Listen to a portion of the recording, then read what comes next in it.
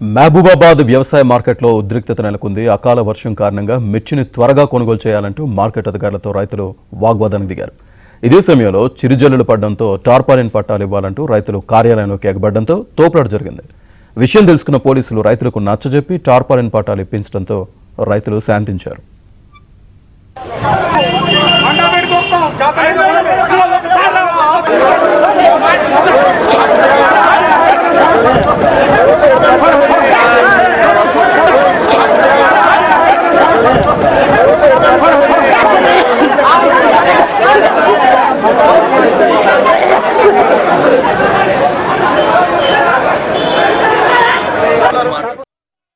వ్యవసాయ market committee మహబూబాబాద్కు 15,000 బస్తాల పైన మిర్చి మార్కెట్ యార్డుకు రావడం జరిగింది.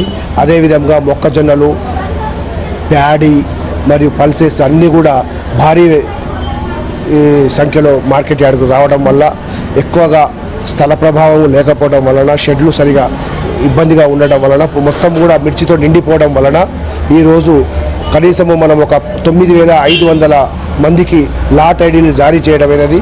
ఇప్పుడు కూడా కాంటాలు కూడా మొదలవుతున్నాయి.